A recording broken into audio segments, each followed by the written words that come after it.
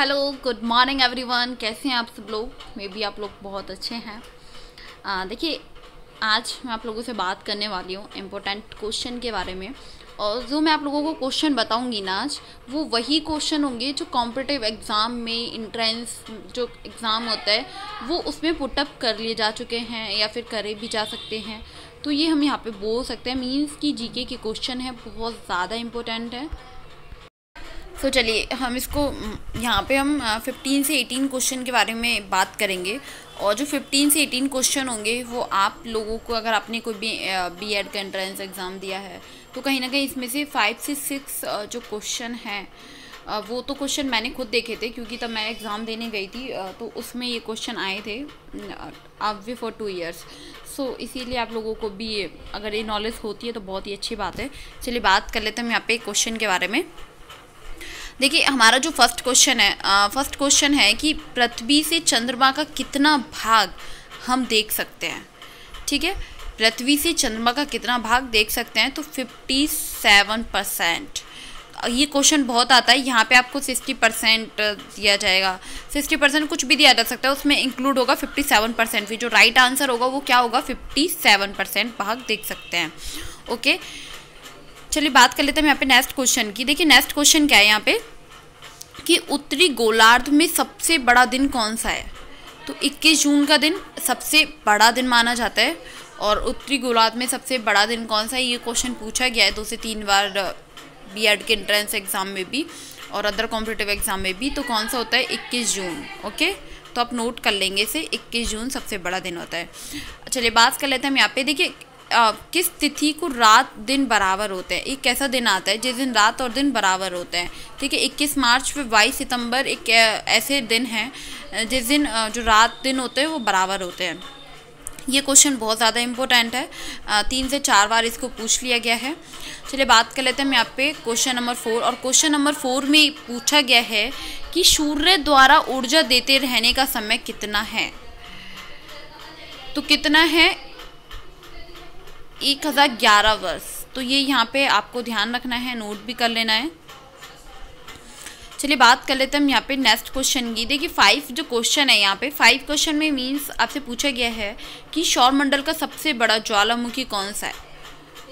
Olympus Messi इसका सबसे बड़ा ज्वालामुखी है ये सौरमंडल का। और ये क्वेश्चन काफ़ी बार पुटअप कर लिया गया है कॉम्पिटिटिव एग्ज़ाम में। अगर आपको इसके बारे में नॉलेज होती है तो इससे बेटर हो ही नहीं सकता कुछ, तो आप इसको भी नोट कर लीजिएगा।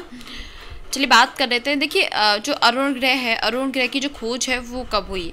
तो ये इसकी जो खोज हुई थी वो 1781 में हुई थी। कब हुई थी, 1781 में अरुण ग्रह की खोज हुई थी। बहुत इंपॉर्टेंट क्वेश्चन है ये। चलिए बात कर लेते हैं हम यहाँ पे क्वेश्चन नंबर 7 की। और क्वेश्चन नंबर 7 में हमसे पूछा गया है कि पृथ्वी द्वारा सूर्य की एक परिक्रमा को क्या कहते हैं। तो सौर वर्ष हम इसे बोलते हैं।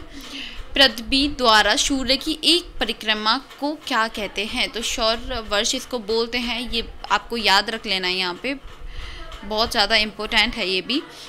चलिए बात कर लेते हैं हम यहाँ पे क्वेश्चन नंबर 8 की। और क्वेश्चन नंबर 8 में क्या है कि क्वेश्चन नंबर 8 में पूछा गया है पृथ्वी पर ऋतु परिवर्तन का क्या कारण है। पृथ्वी पर ऋतु परिवर्तन होता है, आप लोग बहुत अच्छे से जानते हैं, लेकिन क्या आप लोग इसका कारण जानते हैं। इसका कारण है अक्ष पे जो झुकी होने के कारण, अक्ष पर झुकी होने के कारण ऋतु परिवर्तन होता है पृथ्वी पे। बहुत ज़्यादा मतलब नॉलेज लेवल क्वेश्चन है, इम्पोर्टेंट है अदर कॉम्पिटिटिव एग्ज़ाम के लिए भी। तो इसीलिए इस क्वेश्चन को आप ज़रूर नोट कर लीजिएगा। चलिए बात कर लेते हैं हम यहाँ पे कि जो प्लेटो है, जैसे कि ग्रह की जो मान्यता है वो कब समाप्त की गई थी। तो इसकी जो ग्रह की मान्यता थी वो 24 अगस्त 2006 को समाप्त की गई थी। तो इसीलिए इसके बारे में भी आप लोगों को नॉलेज होना चाहिए। चलिए बात कर लेते हैं हम यहाँ पे नेक्स्ट क्वेश्चन की, क्वेश्चन नंबर 10। देखिए क्वेश्चन नंबर जो 10 है वहाँ पे पूछा गया है कि बुध ग्रह के जो सूर्य का एक चक्कर है लगाने में उसे कितना समय लगता है। तो उसको जो समय लगता है वो 88 डेज उसको टाइम लगता है। वहाँ पे कितना टाइम लगता है, 88 डेज। तो ये यहाँ पे आपको याद रख लेना है। और जो क्वेश्चन नंबर 11 है, 11 में क्या है कि सूर्य से सबसे दूर कौन सा ग्रह है। तो वरुण सूर्य से सबसे दूर ग्रह है एक, जिसका नाम है, कौन सा ग्रह है, वरुण ग्रह सबसे दूर होता है ये सूर्य से।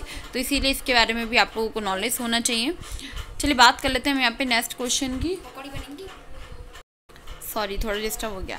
हाँ, तो हम क्या पूछ रहे थे यहाँ पे, हम बात कर रहे थे यहाँ पे क्वेश्चन नंबर 12 के बारे में। और क्वेश्चन नंबर जो 12 है बहुत इंपॉर्टेंट है। देखिए यहाँ पे क्या है कि कौन सी ग्रह जिनकी मतलब कौन से ग्रह जिनके उपग्रह नहीं है। तो ऐसे 2 ग्रह होते हैं जिनके उपग्रह नहीं होते हैं, बुध और शुक्र। ये बहुत ज़्यादा इंपॉर्टेंट है। ये क्वेश्चन मेरे खुद के एग्ज़ाम में मेरा खुद का एक्सपीरियंस है ये, कि ये क्वेश्चन 2 से 3 बार पूछा गया है। ठीक है, जहाँ पे एक तो मैंने क्वेश्चन पेपर तब पढ़े थे, तब मुझे इसके बारे में नॉलेज हुई। एक तब मैं एग्ज़ाम देने गई थी तो उसके बारे में मुझे नॉलेज हुई कि ये क्वेश्चन 2 बार पूछ लिया गया है। जीके का क्वेश्चन है ये, और बहुत ज़्यादा इस तरीके के क्वेश्चन मोस्टली एंट्रेंस एग्ज़ाम और जैसे कि अदर कॉम्पिटिटिव एग्ज़ाम होते हैं ना, तो उसमें बहुत ही ज़्यादा इस तरीके के क्वेश्चन पुटअप किए जाते हैं। चलिए बात कर लेते हैं हम यहाँ पे नेक्स्ट क्वेश्चन की। नेक्स्ट क्वेश्चन नंबर है हमारा 13, और 13 क्वेश्चन में हमसे पूछा गया है कि कौन सा ग्रह सूर्य के चक्कर सबसे कम समय में लगाता है। तो बुध ग्रह है जो सूर्य का जो चक्कर है वो सबसे कम समय में लगा लेता है, तो इसका आंसर होगा बुध।